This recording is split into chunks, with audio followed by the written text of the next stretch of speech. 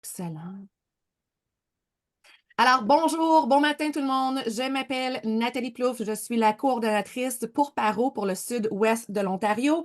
PARO est un organisme à but non lucratif dont le mandat est d'appuyer l'entrepreneuriat féminin et non pas juste en Ontario, mais maintenant dans plusieurs provinces du Canada.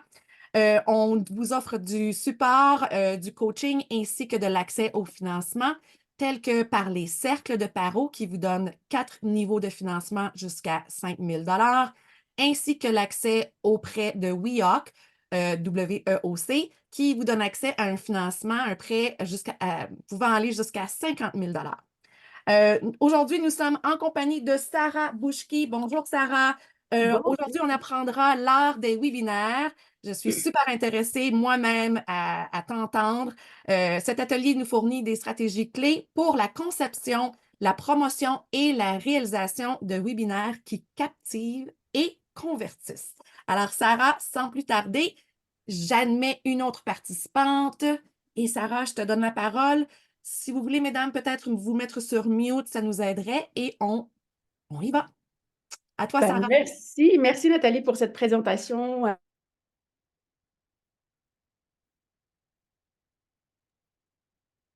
Sarah, vous avez fermé votre micro. Attends un petit peu. Oui, Sarah, attends un petit peu. Parfait. Ah, Je l'ai activé. Est-ce que vous m'entendez maintenant? oui, oui. Parfait, excellent. Merci Nathalie pour la présentation, puis merci au Paro pour la confiance et je suis très très contente d'être avec vous aujourd'hui pour vous parler d'un sujet qui me passionne, c'est l'art de maîtriser les webinaires, les événements en ligne. Puis nous allons passer à travers beaucoup beaucoup de choses aujourd'hui. J'ai préparé beaucoup de contenu pour vous, donc j'espère que ça va répondre à vos attentes. Donc, sans plus tarder, je vais me présenter brièvement pour les gens qui ne me connaissent pas. Je vois ici qu'il y a des têtes que je connais très bien et je suis contente de vous voir tous, toutes ici. Donc, moi, je suis consultante en transformation numérique.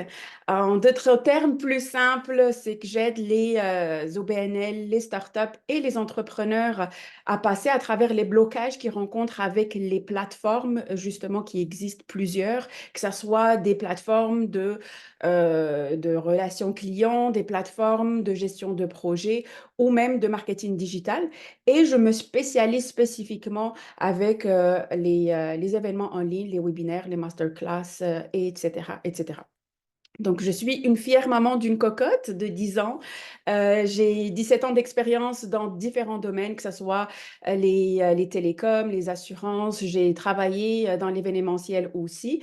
Je suis maître praticienne en PNL, donc en programmation neurolinguistique, ce qui me permet de comprendre un peu les blocages, les comportements et les croyances limitantes qui tournent autour de ce qui concerne les plateformes pour aider justement les personnes à passer à travers ça en toute simplicité et facilité.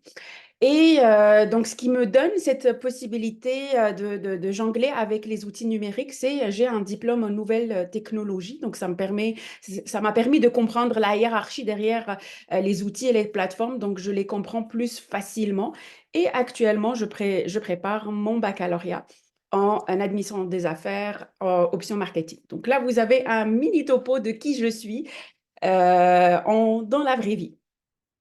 Puis pour la masterclass ou l'atelier d'aujourd'hui, donc mon objectif, c'est vraiment de démystifier le concept du webinaire parce que je sais très bien qu'il y a des peurs qui tournent autour du webinaire, des appréhensions lorsqu'on veut se lancer à mettre en place un atelier en ligne. Mon autre objectif, c'est vraiment de connaître les phases clés pour réussir un webinaire. Donc, vous allez voir qu'il y a vraiment des phases que sur lesquelles vous devez vous appuyer pour bien réussir votre événement en ligne. Donc, on va aussi voir comment on peut élaborer et développer des stratégies de planification efficaces. Et à la fin, il y aura certainement l'analyse des performances et voir les KPI, comment on peut faire un suivi efficace pour notre webinaire, mais surtout comment savoir qu'on a réussi ce webinaire. Donc, avant de commencer, j'aimerais vous lancer comme un petit questionnaire juste pour savoir Qui d'entre vous, est-ce que vous êtes à l'aise avec les webinaires? Qui les a déjà fait? Est-ce que vous êtes familier avec ça? Donc, j'aimerais vraiment vous lancer un petit sondage que vous allez voir à votre droite qui va s'afficher. Il suffit juste de cliquer. Donc là, j'aimerais savoir quelle est votre expérience avec les webinaires. Est-ce que vous les avez jamais organisés? Vous êtes débutant? Vous vous y connaissez? Vous êtes expert? Vous en avez fait beaucoup de webinaires dans votre vie professionnelle ou même personnelle?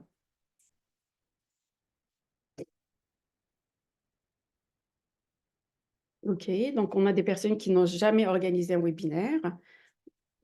Une autre personne qui débute, d'accord. OK. Une personne experte, donc elle pourra partager avec nous, des astuces aussi. Jamais organisé, d'accord. Je m'y connais bien en organisation. Parfait, parfait. OK, on a encore des personnes qui débutent. Bah, je crois qu'on va, avoir du contenu qui va répondre à vos besoins, toutes, que ça soit que vous débutez, que vous êtes expert dans l'organisation des webinaires, ça sera quelque chose qui vous parlera aujourd'hui. Puis, l'autre question, lorsque vient le temps d'organiser un webinaire, que ça soit que vous êtes en train de débuter ou vous êtes vraiment très à l'aise avec le webinaire, quel est le plus grand défi que vous anticipez? Donc, si vous pouvez écrire une phrase, un mot, qui vient lorsque vous pensez à l'organisation d'un webinaire, qu'est-ce qui vous bloque là-dessus?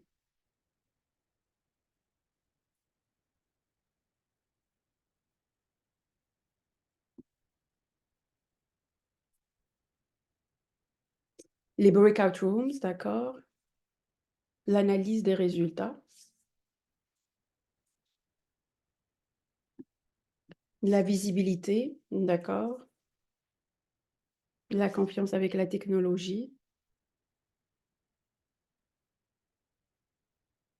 Des infos pertinentes, sondage en ligne direct, attirer, mail qui suit l'inscription. D'accord.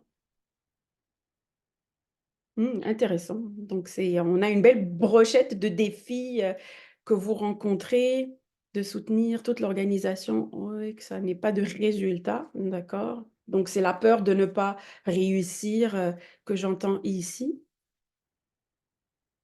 Est-ce qu'il y a d'autres peurs? Les stratégies en arrière-plan? D'accord, je vois ça dans le commentaire. Parfait, parfait. Ben, ça me donne déjà une orientation sur, ce qui va nous permettre de passer à travers aujourd'hui, les points qu'on va voir ensemble. Donc je vais repartager mon écran et donc je vais vous parler pour moi du concept de webinaire. Donc pour moi, comme vous le voyez, le webinaire, c'est un art et une science. Pourquoi un art? Parce que je considère que c'est basé sur de la créativité. Donc, un webinaire qui soit réussi, c'est une présentation qui va engager et qui doit être, pour qu'elle soit engageante, elle doit être créative. Et puis, ça va être aussi la création de votre contenu, le visuel que vous allez utiliser, les histoires que vous allez aussi raconter, et puis, bien sûr, l'interaction que vous allez apporter à votre audience le jour J. Donc, tout ça, nécessite une touche artistique, donc qui va vous permettre de toucher ce côté artistique. Bien sûr aussi, il y a l'art de communiquer. Donc, pour que votre communication soit efficace et que vos idées ne soient pas aussi complexes, donc vous devez jouer sur votre côté créatif pour bien façonner votre message, pour bien le communiquer et pour maintenir surtout l'attention de votre audience le jour du webinaire. Puis, pourquoi c'est une science? Comme vous l'avez mentionné, donc il y a l'analyse des données, donc de savoir si on a réussi ou non notre webinaire. Donc, il faut qu'on se base sur des chiffres dès le départ, lors de l'organisation de notre webinaire. Il faut que nos objectifs soient SMART. Donc, on va voir un peu le terme, qu'est-ce que veut dire, mais qu'ils soient chiffrés pour qu'on puisse s'assurer est-ce qu'on a réussi, est-ce qu'on n'a pas réussi, et aussi pour s'assurer que notre taux de participation, notre taux d'inscription, il est là et qu'il répond à ce que nous avons mis comme objectif dès le départ. Et donc, c'est la raison pour laquelle c'est aussi scientifique, parce qu'il y a des chiffres, il y a des analyses à faire, il y a un aspect scientifique qui est derrière crucial pour qu'on puisse, pour qu'on puisse réussir. Il y a aussi le côté stratégique, parce que on doit développer une stratégie pour pouvoir l'exécuter au niveau de marketing pour justement attirer des personnes au webinaire pour qu'il y ait plus de participants, pour que cette stratégie cible le bon public aussi. Donc tout ça, ça fait partie de la science et de l'art que le webinaire y rassemble. Donc pour moi, ça remet pas en question, mais ça rajoute ou ça fait parler les deux hémisphères que nous avons, donc l'hémisphère gauche et l'hémisphère droit, qui vont se parler ensemble pour mettre en place ce webinaire et surtout pour le réussir. Puis, comme dit Benjamin Franklin, et puis que j'aime beaucoup cette citation, si vous ne parvenez pas à planifier, vous prévoyez d'échouer. Donc, justement, la planification est la base et la fondation de tout webinaire réussi. Donc, avant de penser à toute autre chose qui tourne autour, j'ai vu dans les messages qu'il y a les outils, qu'il y a l'échec, qu'il y a le penser à ne pas réussir et tout. Mais tout d'abord, il faut bien planifier tout ce que vous allez préparer et tout ce que vous allez mettre en place. Puis tout ça, avant de préparer, il y a certainement des fausses croyances que j'ai reçues. Je ne sais pas si vous allez les partager avec moi, mais des fausses croyances autour de webinaires. Puis la première fausse croyance pour moi, c'est que l'organisation d'un webinaire nécessite une expertise technique. Donc, une personne d'entre vous l'a partagé tout à l'heure que, voilà, le côté technique. Mais le côté technique, ce n'est vraiment qu'une petite portion de ce que représente la planification ou la stratégie d'un webinaire. Pourquoi? Parce que le côté technique, ça va être le jour J, peut-être, quand on va aujourd'hui faire sur Zoom, ou comme vous avez vu, le côté outil qui est interactif, qui va vous permettre d'interagir d'une façon beaucoup plus efficace avec votre audience. Donc, le côté technique, il représente une infime partie par rapport à toute la stratégie et la planification que vous allez devoir réfléchir.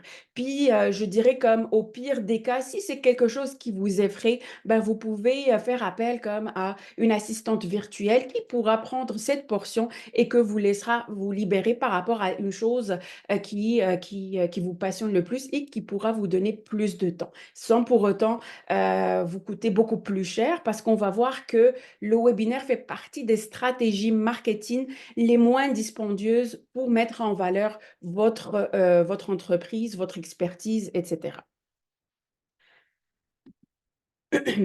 L'autre fausse idée que je vois assez souvent, c'est justement, je n'ai pas le budget pour organiser un webinaire. Donc, comme je viens de vous le dire, c'est vraiment quelque chose de moins dispendieux parce que vous n'avez pas de salle que vous devez réserver, vous n'avez pas besoin d'un traiteur parce que vous n'êtes pas en présentiel.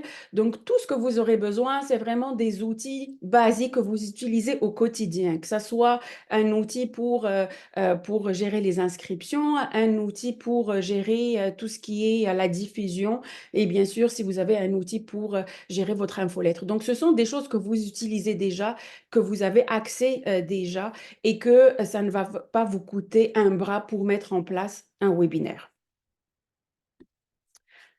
Puis que, voilà, on a aussi des idées qui concernent les gens ne vont pas s'intéresser à mon webinaire car il y a trop de concurrence.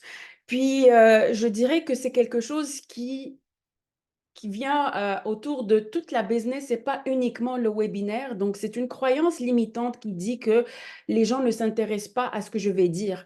Toutefois, ce que je vais vous partager peut faire, vous pourrez être d'accord ou pas avec ça, mais moi, je crois fortement que chaque personne, elle est unique.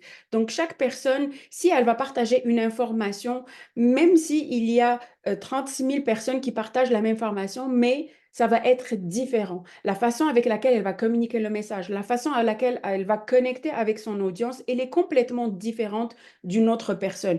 Puis si les gens, ils viennent ou ils s'intéressent à toi, c'est qu'ils s'intéressent à toi avant la business parce que nous, on veut se connecter avec un être humain. Donc, si une personne, elle s'inscrit, c'est parce que elle s'identifie à vous et elle a envie de vous voir et elle a envie de vous entendre vous et non pas une autre. Puis, dans le monde de la concurrence, il y en a tellement. Donc, on peut voir juste dans les boissons, il y a Coca, il y a Pepsi, il y a plein de concurrence et c'est pas pour autant qu'ils ne sont pas sur le marché. Que ce soit pour les vêtements, que ce soit pour n'importe quel domaine, il y a toujours de la concurrence. Donc, c'est un truc que vous pouvez mettre de côté puis de vous focaliser sur vous-même parce que c'est les personnes, s'ils sont là, c'est qu'ils vont venir vous voir, vous. Quel est le message que vous allez leur passer et comment vous allez connecter et créer un lien de confiance avec eux. Je vais prendre une gorgée d'eau, excusez-moi.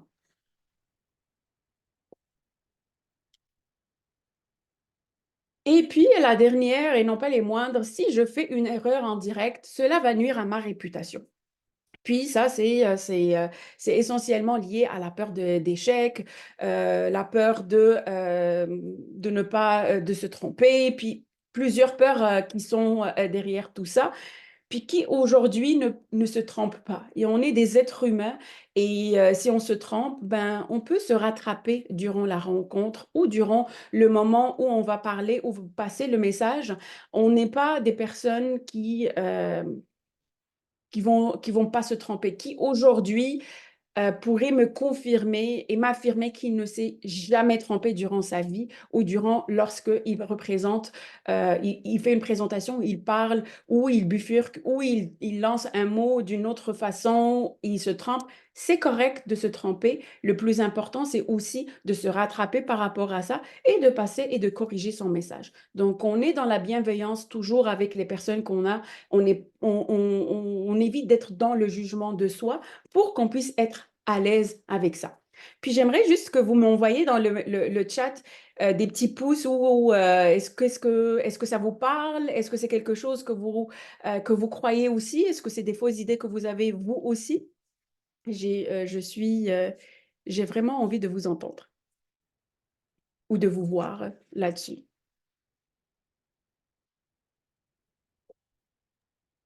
Sarah, je peux prendre la parole peut-être? Oui, oui, oui, bien sûr. Oui, moi, c'est vraiment le premier point qui me, qui m'arrête, qui me stoppe. C'est d'avoir une expertise technique en termes de, bon, la lumière, le son, est-ce que ça paraît que je lis mes notes? Est-ce que je devrais regarder plus haut, plus bas? Est-ce que je parle trop vite? Tout ça, là, tout ce qui est entouré, tout ce qui entoure la technique, la livraison, ça me gêne. Mhm. Voilà. Parfait. Ben, merci Nathalie pour le partage. Effectivement, c'est quelque chose qui gêne beaucoup de personnes. L'intérêt du public pour le webinaire. Françoise, elle aussi la croyance par rapport à l'intérêt du public.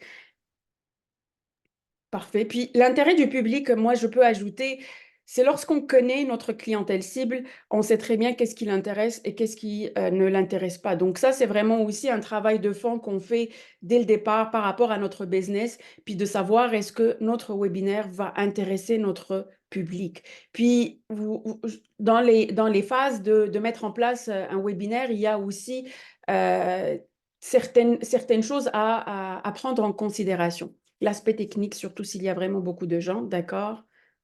La gestion des silences. Je sais que je fais des erreurs pendant mes webinaires car je suis humaine. Cela ne me dérange pas trop. Exactement, Chantal, je suis tout à fait d'accord. On est des humains, on doit être dans la bienveillance de soi parce que ça fait partie de qui nous sommes en tant qu'être humain. Et on fait des erreurs, c'est tout à fait normal. On est des humains. On peut se rattraper, exactement maintenant. La peur de ne pas répondre aux attentes des participants par rapport à mon contenu. Oui, ça, c'est un bon point, Joanie, par rapport à la peur des attentes des participants par rapport au contenu.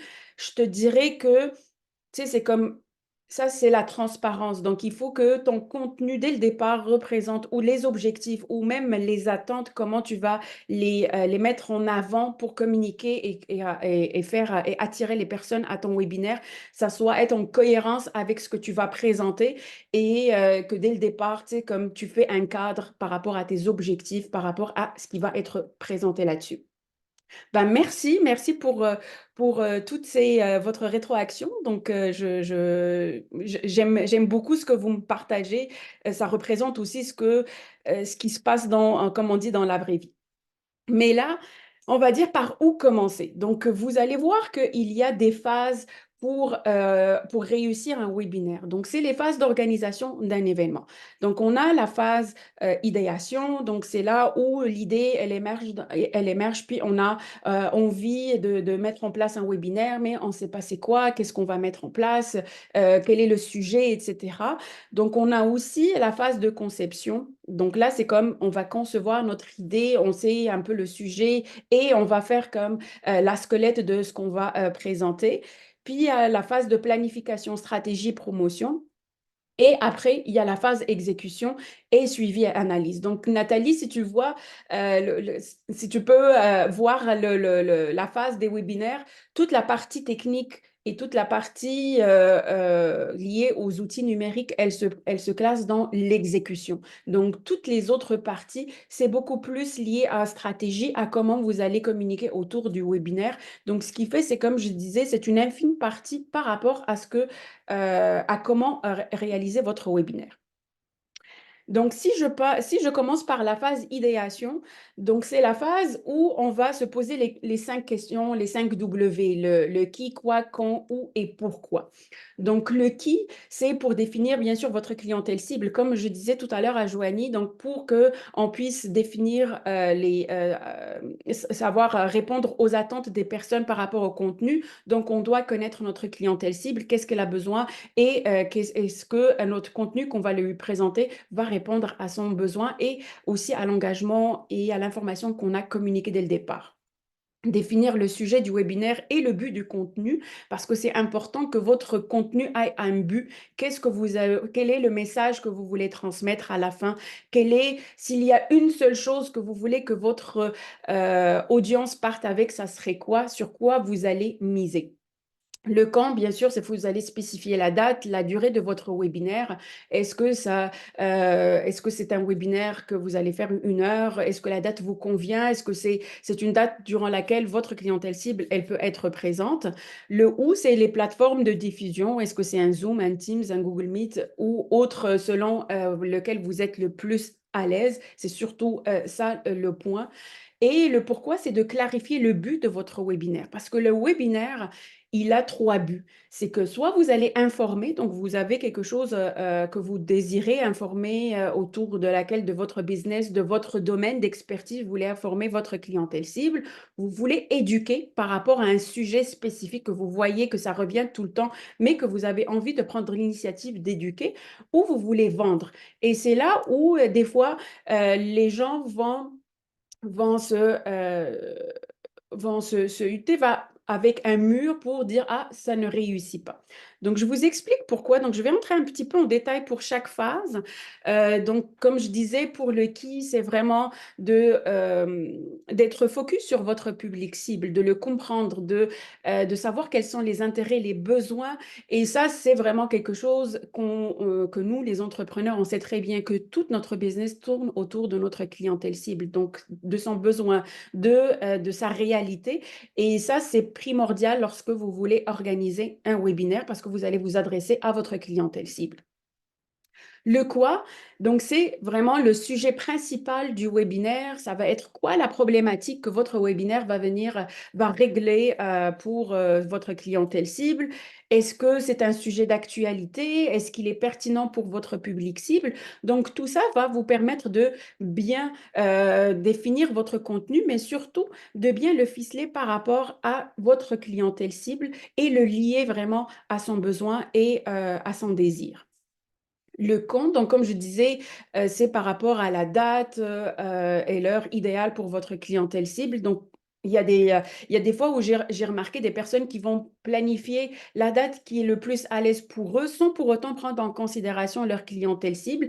Puis, des fois, il y a pas des personnes qui vont s'intéresser parce que ça, c'est pas un horaire qui peut les convenir. Donc, soyez vigilants là-dessus pour que le temps ou le moment que vous allez choisir pour mettre en avant votre webinaire correspond à votre clientèle cible. Donc, définissez aussi la durée. Est-ce que c'est 1 heure, 1 h 30?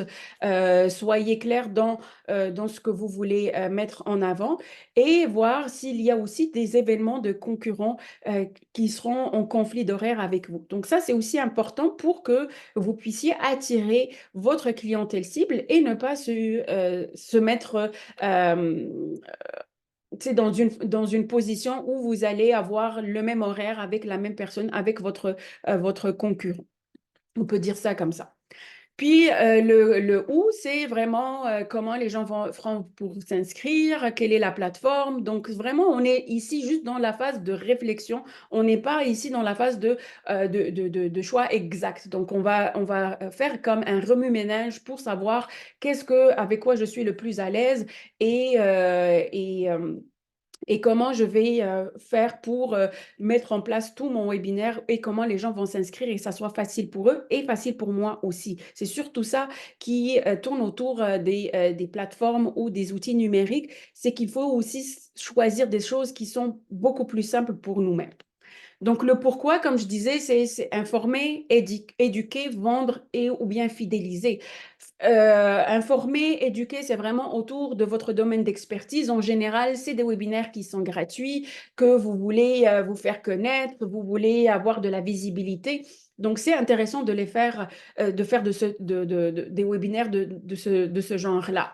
Puis, vendre, ça veut dire qu'à la fin de votre webinaire, vous allez proposer une offre à votre audience. Lorsque vous allez faire des webinaires de ce type, soyez vraiment transparent lors de votre communication dès le départ pour éviter des frustrations au cours de votre webinaire. Donc, j'en ai vu quelques personnes qui faisaient des webinaires, puis que, voilà, ils disaient qu'ils vont transmettre de la valeur et tout, mais à la fin, ils faisaient une offre et donc les personnes, elles étaient totalement frustrées parce qu'elles s'attendaient à avoir de la valeur et non pas quelque chose à vendre. Donc, soyez vraiment transparent dans la communication.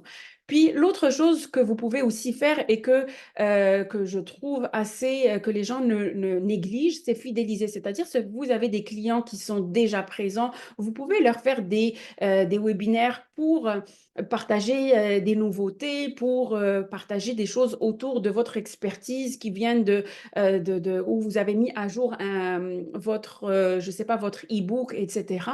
Donc, vous pouvez faire ça avec votre clientèle actuelle pour pouvoir les fidéliser et c'est un moyen qui donne de la gratitude aussi par rapport à vos clients.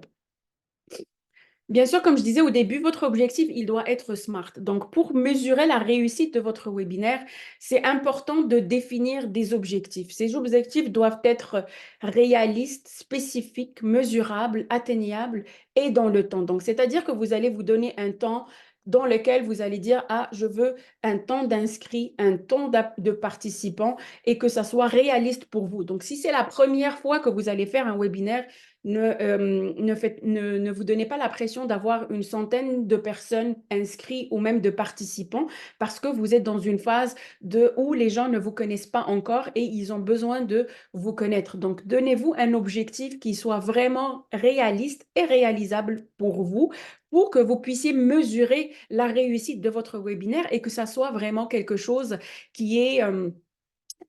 qui ne va pas vous frustrer. Et même si vous ne réalisez pas ce succès-là, Et soyez dans cette bienveillance pour comprendre le pourquoi du comment. Un seul webinaire qui ne réussit pas, entre parenthèses, c'est quoi pour vous la notion de réussite et c'est quoi pour vous un webinaire qui réussit? Donc, posez-vous cette question pour que vous puissiez enlever la peur de la réussite par rapport à ce que vous voulez présenter. Puis une chose importante que vous devez garder en tête, lorsque vous faites un webinaire qui est gratuit, en général, il y a 30 à 40% une moyenne des personnes qui vont participer. Donc, il y a le taux d'inscrits et il y a le taux de participants. Donc, avec ça, faites-vous des objectifs réalistes. Donc, si vous voulez atteindre un 30% de participants, donc vous aurez au moins avoir une centaine d'inscrits pour vous estimer que voilà, on va avoir une trentaine de personnes pardon, qui vont être présentes lors du webinaire. Donc, il faut vraiment faire la distinction entre les deux parce que les gens, quand ils voient que les personnes s'inscrivent à leur webinaire qui est gratuit, ben, ils croient que ce pourcentage-là vont arriver tous ensemble, alors qu'il y a une moyenne de 30 à 40%, puis il y a certainement des choses pour augmenter cette moyenne, mais dites-vous que c'est comme ça comment vous pouvez planifier ou définir votre objectif. Et bien sûr, au niveau des KPI ou bien les indicateurs de performance, donc vous allez voir pour vous qu'est-ce qui est important et comment vous allez les mesurer et quels seront les outils nécessaires pour mesurer ces indicateurs-là. Donc, que vous choisissez des indicateurs qui soient vraiment en lien avec votre but initial, comme on a dit, le but de votre webinaire. Qu'est-ce que vous voulez que les gens retiennent à la fin de cette formation ou de ce webinaire que vous allez leur donner?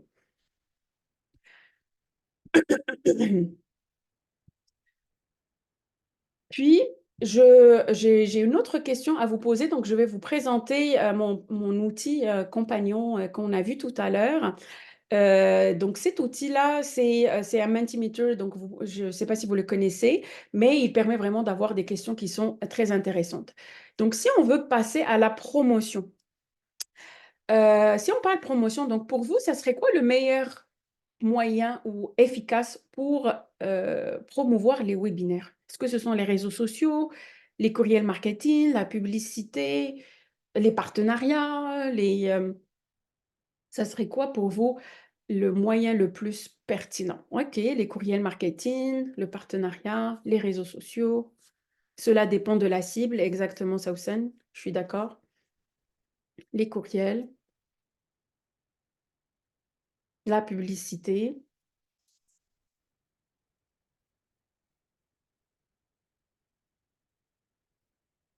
Parfait. Donc, on a une belle brochette de tout ça. Oui, effectivement, comme disait Sausan, ça dépend de la clientèle cible, mais en même temps, c'est important de faire comme un mélange de beaucoup de moyens de communication possibles. Puis, avant de passer à la promotion, pour vous donner encore plus de détails là-dessus, je vais vous parler de la conception.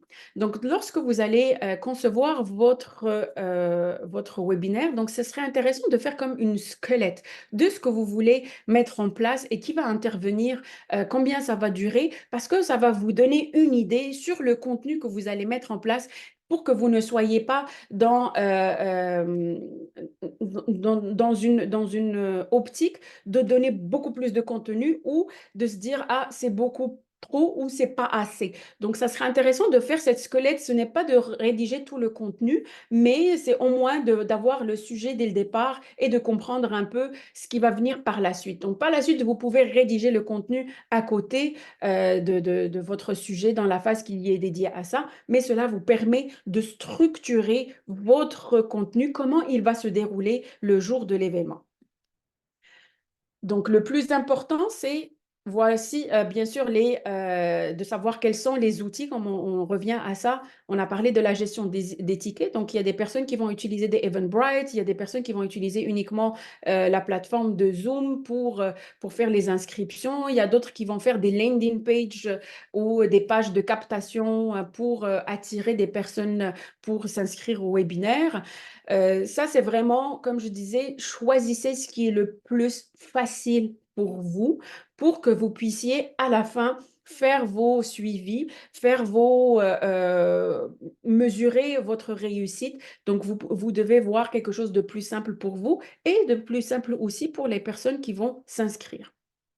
Les outils de diffusion, donc comme aujourd'hui on utilise Zoom, donc il y a plusieurs outils qui peuvent être à votre disposition et qui sont différents l'un à l'autre. Le choix, il dépend de votre besoin et de votre réalité, comment vous êtes très à l'aise avec ça.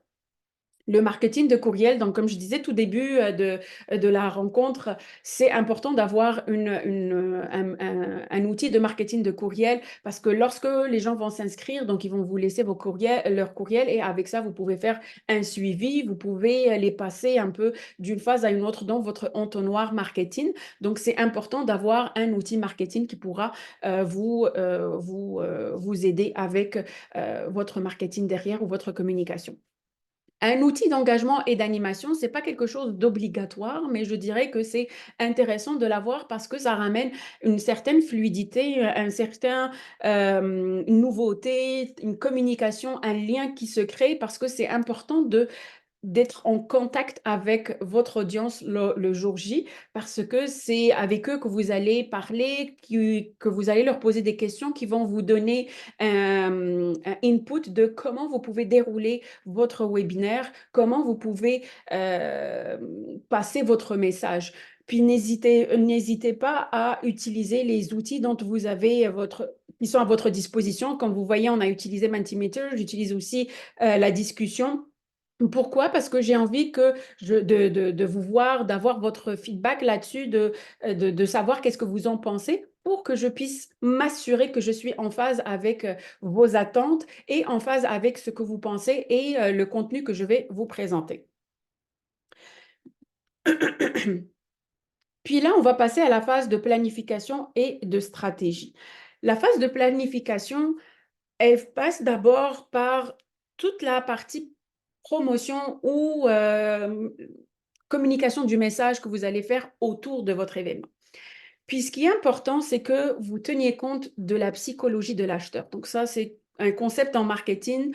Donc la psychologie de l'acheteur ou de votre personne qui va s'inscrire, c'est qu'elle dépend de plusieurs facteurs. Donc, elle dépend de sa motivation et ses besoins. Donc, comme on a dit au début, le fait que vous allez s'assurer de votre clientèle cible, quels sont ses besoins, qu'est-ce qui va les motiver pour venir, pour assister à votre événement ou à écouter votre contenu.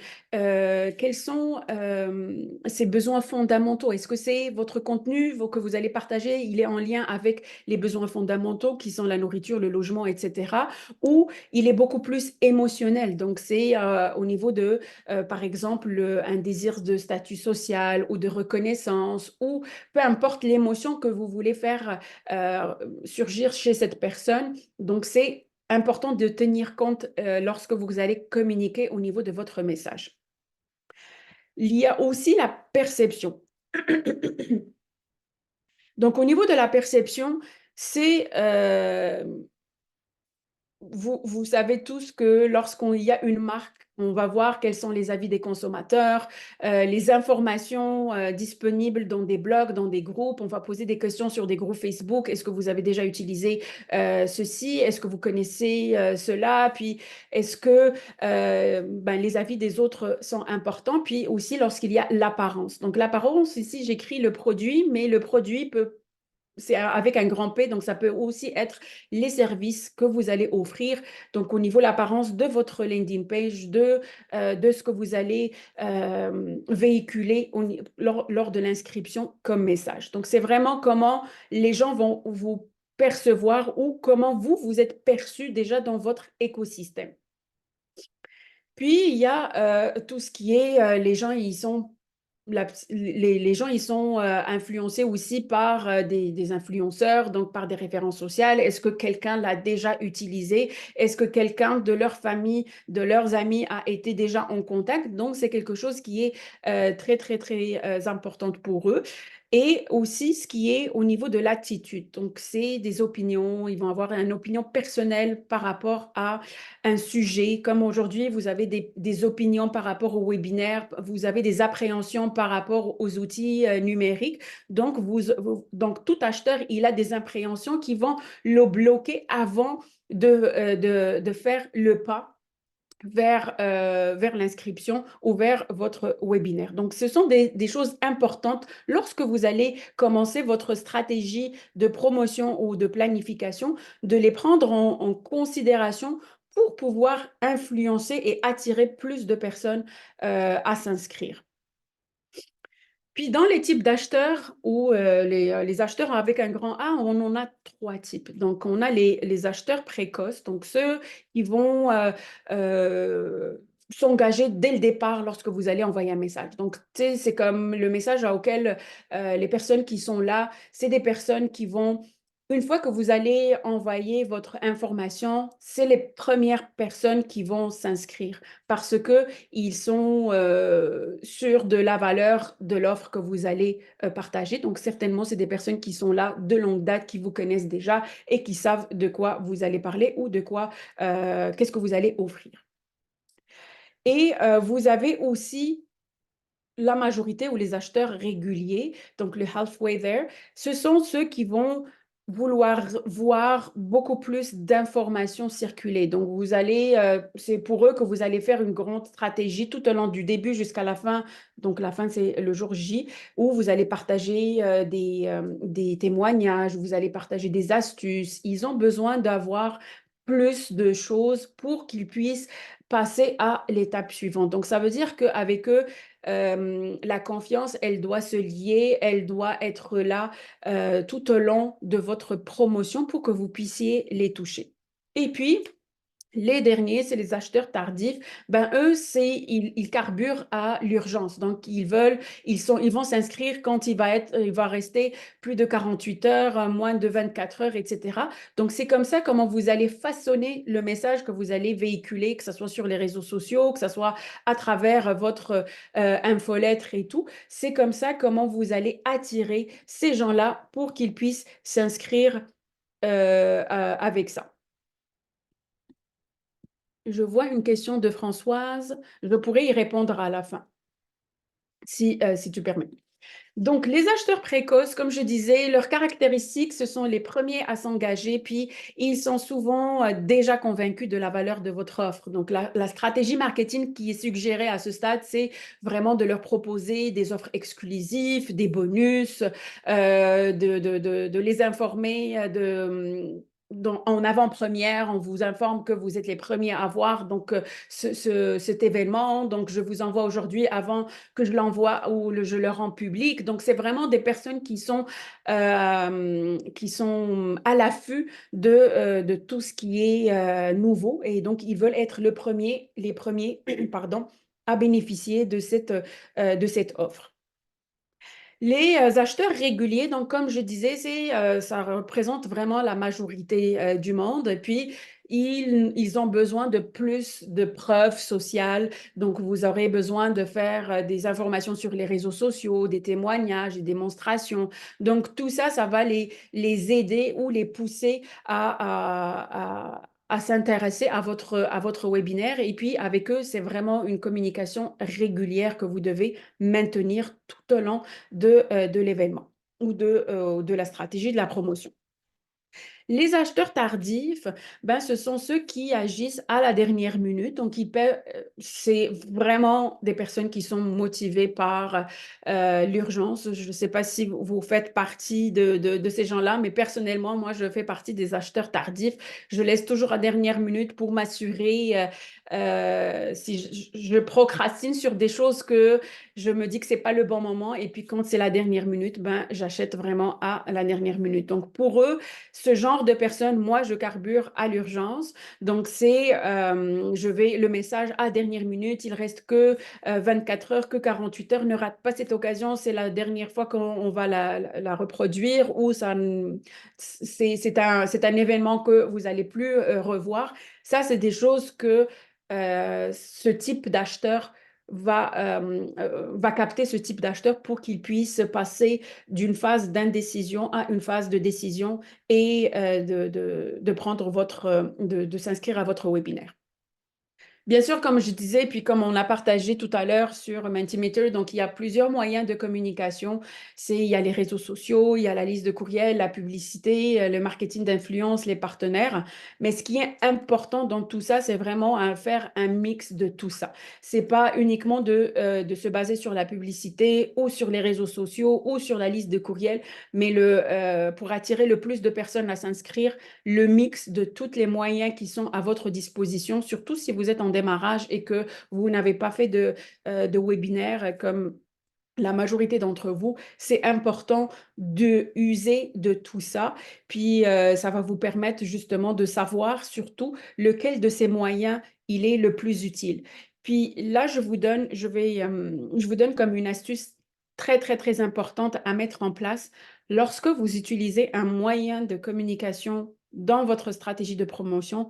Pensez à mettre des liens affiliés ou des UTM, comme on les appelle, pour chaque moyen de communication. Pourquoi? Parce que ça va vous permettre de mesurer lequel de ces moyens vous a apporté le plus de personnes inscrites. Et c'est sur ce moyen-là que vous pourrez capitaliser par la suite pour les prochains webinaires. C'est très important et c'est quelque chose qui est mis de côté parce que lorsqu'on met un mix de communication, à la fin, on ne sait pas lequel il a fonctionné. Mais lorsque vous allez mettre des liens affiliés pour chaque moyen de communication que vous allez utiliser, ça va vous donner un input et ça va vous donner quelque chose d'extraordinaire à la fin sur laquelle vous pouvez vous appuyer et vous dire que voilà, c'est un moyen qui a le plus fonctionné, c'est ce que je vais utiliser, sur quoi je vais miser le plus la prochaine fois. Puis au niveau... Oui, Leïla, je vois une main levée. Merci, Sarah. J'ai une question à poser en fait sur ces liens affiliés. Est-ce que tu peux élaborer un petit peu? Moi, c'est un peu obscur pour moi. OK. Liens affiliés. Donc en anglais, c'est quoi? En anglais, en fait, on appelle ça UTM. J'ai pas ça me revient pas l'acronyme, ça veut dire quoi. Mais par exemple, si, je vois ici un message, donc un lien différent pour chaque canal. C'est le même lien. Donc, par exemple, si vous utilisez Eventbrite, Ah, ah. Eventbrite dans vos événements, dans la partie marketing de Eventbrite, vous avez la possibilité d'avoir des événements, des liens affiliés. Qu'est-ce que ça vous permet? Ça vous permet de créer le même lien de votre événement avec un acronyme différent pour chaque. Donc, si je vais faire, par exemple, liste de courriel, donc je vais le faire infolettre. Je vais essayer peut-être pour que je sois plus claire, je vais me connecter à mon Eventbrite et vous partager ça. Moi, je suis une visuelle, donc je sais très bien qu'il y a aussi des gens qui sont visuels comme moi. Donc là, je suis juste en train de me connecter Merci, ouais. Ça va avec aider. plaisir. Ouais. Exactement, exactement. Une Donc, démonstration, parce que moi, c'est vraiment obscur. Mais je trouve que c'est intéressant. Et beaucoup de nos... Moi, je travaille pour Paro, et beaucoup de oui, nos clientes, c'est vraiment savoir, ah, mais j'ai dépensé X dans les Google Ads, j'ai dépensé Y sur Facebook, mais ça semble pas fonctionner. Donc, exactement. donc effectivement, avoir de la rétroaction sur ce qui fonctionne pas, ça me semble très important. Exactement, c'est très, très important. Puis c'est quelque chose qui est, je dirais, je ne dirais pas que c'est négligé, mais qu'on ne connaît pas certainement et donc on ne le met pas en place. Et ça change toute la stratégie de marketing qu'on peut mettre en place. Donc là, je vais vous partager mon écran. Voilà. Donc là, est-ce que vous voyez mon écran?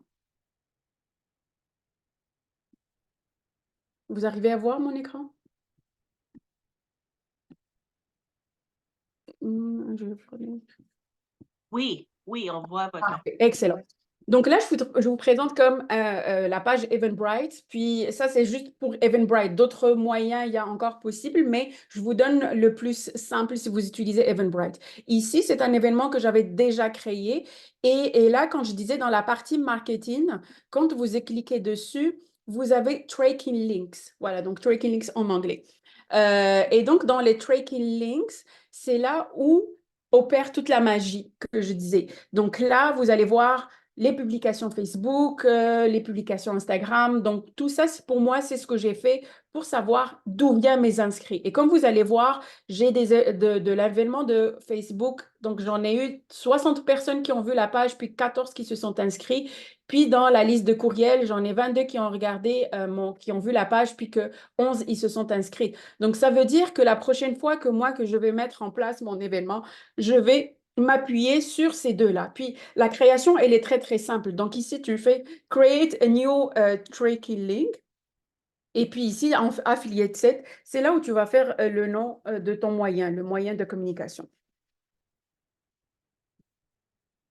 Et une fois que tu le fais, et donc une fois que tu fais Create, Genre Facebook ou bien ouais, whatever. exactement. Ok. Exactement, wherever. Donc, une fois que tu le fais, c'est voilà, ici, j'ai moyen de com. Ça te donne ici Quick Action. Tu peux faire juste copy link et c'est ce lien-là que tu vas partager, par exemple, dans l'infolettre ou si tu veux le faire sur les réseaux sociaux, tu peux le réduire avec, une plateforme qui réduit les liens et l'utiliser. Et puis, c'est ça que Eventbrite va te permettre de savoir combien de personnes tu as reçues de chaque moyen que tu as utilisé.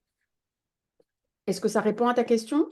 Très, très bien. Merci beaucoup. C'était une belle démonstration. Parfait. Oui, Merci. avec plaisir. Je repartage mon écran.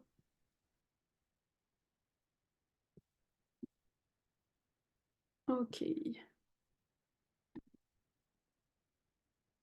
Est-ce que là, vous voyez mon écran?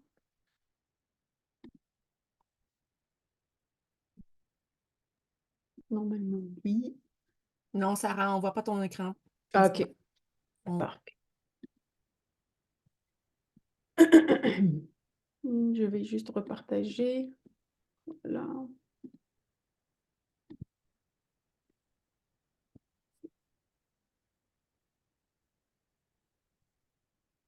Donc là, ça devrait fonctionner dans 3, 2, 1.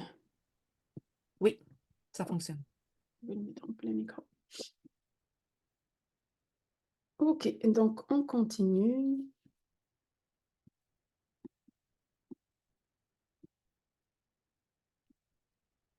Et donc, ce qui me ramène à la durée durant laquelle vous devez faire du bruit autour de votre événement. Donc, en général, c'est entre 4 à 6 semaines. Donc, la préparation ou la planification va durer entre 4 à 6 semaines. Donc, c'est durant cette phase où vous devez communiquer. Je vois souvent que les gens laissent jusqu'à 1 semaine, 2 semaines avant le jour J, ils commencent à faire une communication très hâtive ou en masse, mais la communication, elle doit circuler. Vous devez vous donner aussi le temps de communiquer autour de votre événement. Vous devez vous donner aussi l'occasion de promouvoir votre événement et vous devez vous donner le temps que les gens puissent regarder et voir votre message. Dans la masse des réseaux sociaux, vous savez très bien qu'il y a énormément de contenu qui est partagé et cela veut dire que les communications peuvent passer dans la masse des informations et donc les gens ne pourront pas le voir le même moment où vous allez le partager. Je vois le temps passer. Est-ce que vous êtes correct quand on rajoute un 10 minutes supplémentaires pour que je puisse finir toute la présentation? Si vous avez des pouces, faites-moi OK.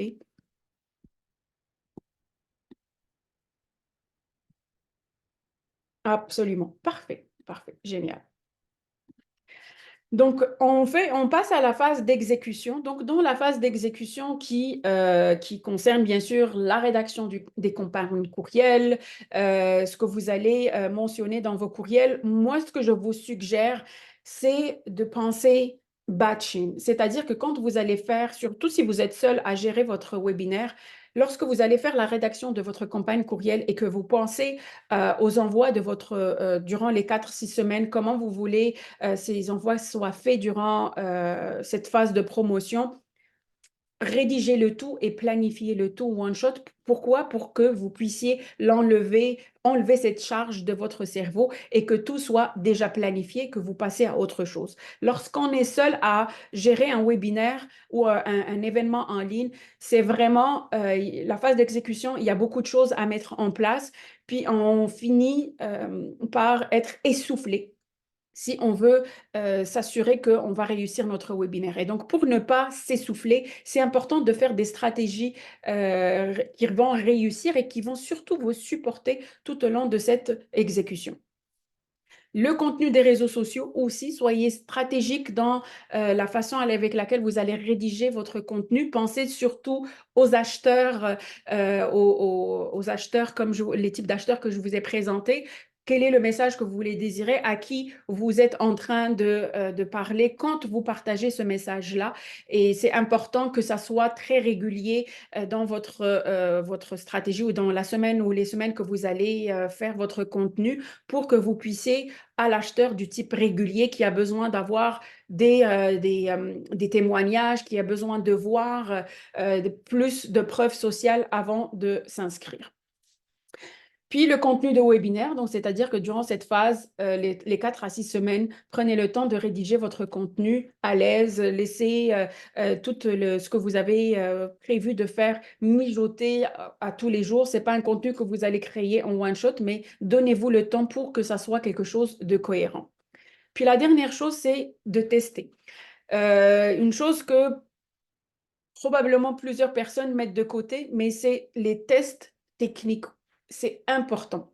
Important pourquoi? Parce que lorsque vous allez faire un test, faire une générale, comme on dit, c'est important de savoir est-ce que votre contenu, il rentre dans l'heure ou l'heure et demie que vous avez prévu? Est-ce que vos équipements fonctionnent? Est-ce que votre micro, il fonctionne? Est-ce que le partage d'écran fonctionne? Et surtout, est-ce que la logique de contenu que vous êtes en train de présenter, est-ce qu'elle est cohérente? Parce que des fois, quand on s'entend parler, c'est là où on se dit, ah, c'est vraiment, ça sonne tout poche, tout croche, je devrais peut-être changer ça ou ça. Et puis, c'est important d'avoir quelqu'un de l'autre côté qui va vous supporter et vous donner, bien sûr, des inputs ou des recommandations pour justement moduler tout ça. Mais la plus importante de toutes, c'est que lorsque vous allez faire votre général ou votre test, c'est que vous allez rassurer votre cerveau. Pourquoi? Parce que le stress que je vais être devant les gens, que je vais parler en public, qu'est-ce que je vais dire, est-ce que le contenu va intéresser, etc., etc.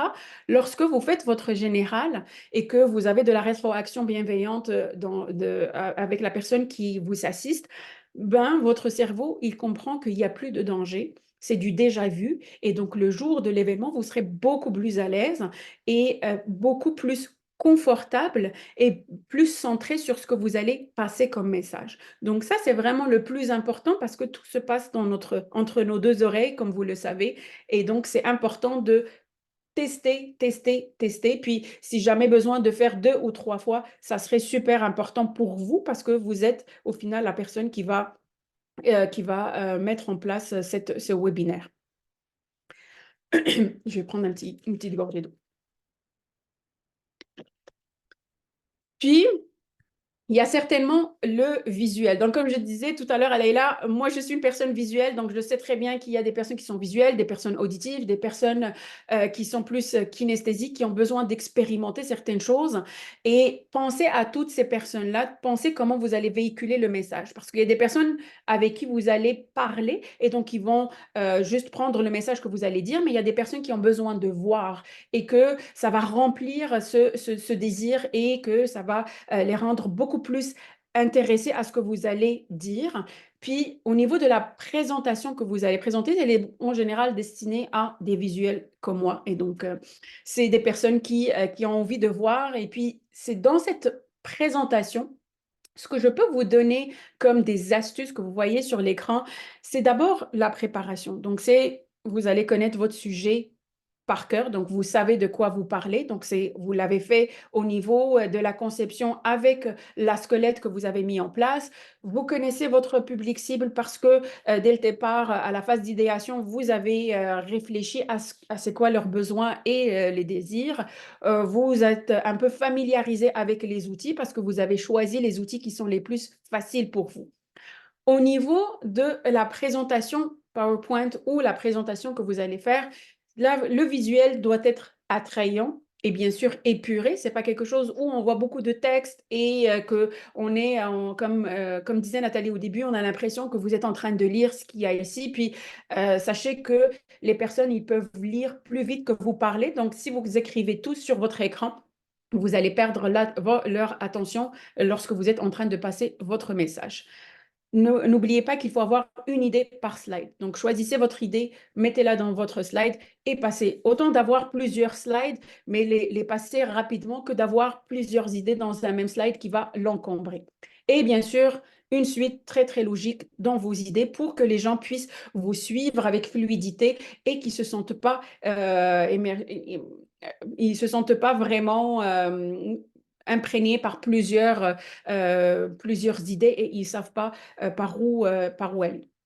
Puis la pratique, comme je disais, répétition du contenu, gestion du temps, prévoyez des plans B. Si ça ne fonctionne pas, qu'est-ce que je peux faire? Quelles sont les choses que je peux mettre en place comme un plan B? Si jamais ma présentation ne veut pas fonctionner, qu'est-ce que je peux faire? Donc, préparez tout ça pour rassurer justement, comme je disais, votre cerveau le jour J.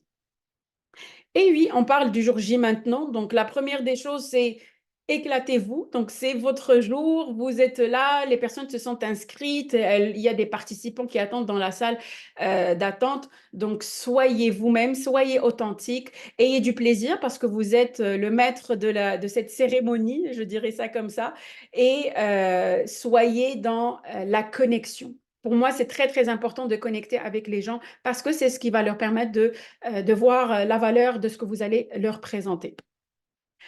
Puis, comme je disais, l'interaction. Donc, faites des quiz, faites des sondages, des exercices de groupe, comme disaient les breakout rooms, qui sont très, très aussi faciles à mettre en place, de mettre des activités ludiques, utiliser les chats en direct, des tableaux blancs, des jeux. Donc, soyez vraiment créatifs. Comme on a dit au début, le webinaire, c'est un art. Donc, utilisez cette créativité pour connecter, créer un lien de confiance et que votre audience sortira avec un wow, sortira avec un sentiment qui lui permet de reconnaître toute la valeur que vous avez partagée, mais surtout de vous permettre à vous d'atteindre le but.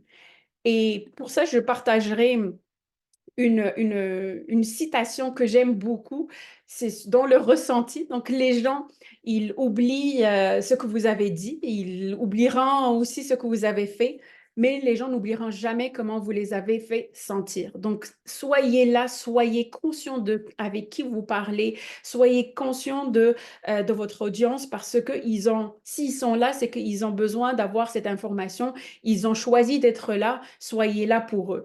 Il y a une question qui m'a été posée un jour par rapport au webinaire. Est-ce qu'on fait un webinaire enregistré? Puis les gens, c'est quelque chose que j'ai déjà fait. Puis est-ce que si je l'enregistre et les gens viennent, est-ce qu'ils peuvent le voir? Moi, je suis complètement contre cette idée. Pourquoi? Parce que je trouve qu'une personne, si elle a choisi 1 heure de son temps pour venir assister à mon webinaire, ben, la moindre des choses, c'est de la respecter et d'être moi-même présente lors de ce webinaire. Donc, pour moi, je ne privilégie pas du tout cette façon de faire. Je privilégie la connexion parce que chaque webinaire est différent, chaque audience elle est différente, l'énergie elle est différente des personnes qui sont présentes. Donc, soyez là, soyez présents et donnez du temps comme les gens ont donné de leur temps pour assister à votre webinaire. Et puis, j'enchaîne avec la dernière phase, la phase de suivi et d'analyse. Donc, bien sûr, une fois que vous finissez Soyez rapide dans l'envoi d'un courriel de remerciement, de suivi par rapport aux gens qui se sont inscrits ou même participés. Même si vous avez des personnes qui sont inscrites et n'ont pas participé, envoyez-leur des remerciements, peut-être un enregistrement de votre webinaire, peut-être même le PDF de votre présentation. Soyez reconnaissants qu'ils se sont intéressés à votre webinaire pour créer justement le lien avec eux. Et bien sûr, les inscrits par rapport aux participants. Donc, c'est important de se dire quel est le pourcentage, comme on a vu au début, une moyenne de 30 à 40% dans votre réalité à vous. C'était quoi le pourcentage des participants par rapport aux inscrits et c'était quoi l'objectif que vous vous êtes atteint, que vous vous êtes fixé par rapport à ça et est-ce que vous l'avez atteint? Et bien sûr, ce qui me ramène à la dernière phase qui est l'analyse des résultats par rapport aux indicateurs de performance que vous avez mis dès le départ. Donc, vous allez bien sûr les analyser selon les indicateurs que vous avez mis en place. Vous allez voir comme par exemple, comme je disais, le nombre de participants, le taux de conversion. Est-ce qu'il y a des personnes qui se sont converties en clients? Est-ce que les statistiques des liens affiliés, comme je vous ai montré tout à l'heure, quelle est la stratégie ou le moyen de communication qui a le plus fonctionné? Donc, tout ça, soyez dans cette réflexion. Puis même si, et puis surtout, analysez votre contenu du webinaire pour savoir est-ce que ça a répondu à votre audience, quelles sont les choses qui ont été le plus retenues. Si jamais il y avait une ou deux choses que vous vouliez changer pour le prochain, ça serait quoi exactement? Donc, soyez dans cette introspection pour vous permettre de rayonner pour les prochains webinaires. Puis, un webinaire qui n'a pas réussi, c'est pas un webinaire, c'est pas un échec en soi. Demandez juste pour vous la question, qu'est-ce qui a fait que aujourd'hui je n'ai pas eu la réussite que moi j'espérais? Donc bien sûr que vous avez dès le départ défini le mot réussite et qu'est-ce que je peux mettre en place pour au moins avoir une ou deux personnes qui vont participer au prochain événement. Donc, soyez dans cette indulgence envers vous-même. Puis, si jamais vous aurez besoin de plus de choses, ben, vous pouvez faire appel à quelqu'un qui est expert dans tout ça ou vous faire accompagner sur les choses que vous maîtrisez le moins, comme je disais, au niveau des techniques. Donc, vous pouvez faire appel à une personne qui va gérer uniquement cette partie technique le jour de l'événement, par exemple, ou préparer ce qui est infolettre et tout. Donc, ce qui m'amène à le dernier questionnement que je vais vous poser avec mon outil Mentimeter, mon outil adoré. Voilà, le mini-sondage. Donc, je vais vous demander aujourd'hui, en un mot, comment vous décrirez cet atelier que je viens de vous présenter, que ça fait quand même 1h10 qu'on est ensemble. Comment vous décrirez cet atelier? Un mot.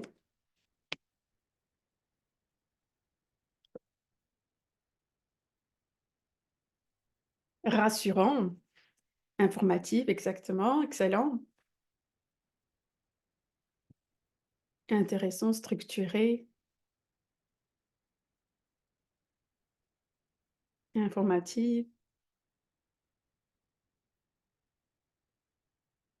Ah ben, le mot informatif et rassurant revient plusieurs fois, donc je ressens que vous êtes maintenant rassuré pour lancer votre premier webinaire. Je passe à la deuxième question. Donc, quel est l'aspect de l'atelier que vous avez trouvé le plus utile aujourd'hui? Est-ce que c'est l'utilisation justement de mon outil Mentimeter? Est-ce que c'est plus la phase de planification, la phase de conception? Parfait, donc la phase de planification. Oui, l'outil. Oui, j'avoue que lorsque j'utilise l'outil, il y a plusieurs personnes qui l'aiment beaucoup parce qu'il y a cette interaction, on voit les réponses en instantané, donc ça ramène. Oui, ok, ben, l'outil, il a eu du succès. Excellent, excellent. Phase planification plus outil. Parfait, merci Sandra.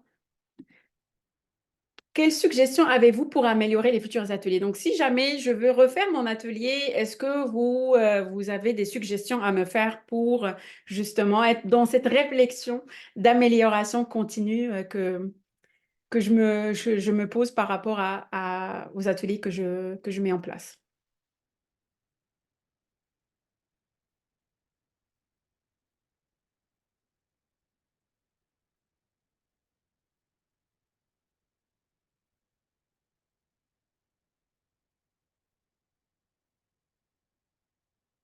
Parfait comme tel. Merci Chantal. J'espère que Chantal, ça t'a donné plus d'idées comment faire les prochains webinaires, voire plus souvent. D'accord. Meilleure pratique de webinaire en termes de slides et de temps. J'aimerais connaître plus de stratégies d'outils d'interaction comme Mentimeter et l'idée d'avoir des liens différents pour chaque canal de com. Démonstration des outils que l'on peut utiliser, parfait. Le chemin à mettre en place. Quels sont les outils que tu utilises pour se rendre à ton webinaire? Parfait.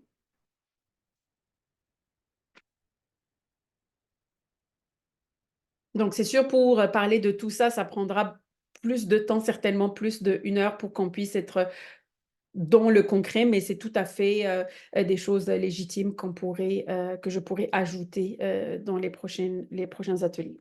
Puis la dernière question, est-ce que vous recommanderiez cet atelier à un collègue, à un ami, à un proche?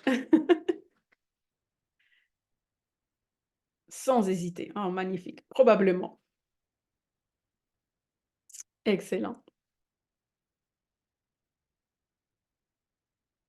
Bah, parfait, vous m'envoyez ravi. Merci beaucoup. Je vais arrêter le partage, puis je laisse... Oups, oui, j'allais quitter même. Oui. Donc, je vais arrêter le partage. Et Sarah, je vais arrêter le recording. parfait. Un instant.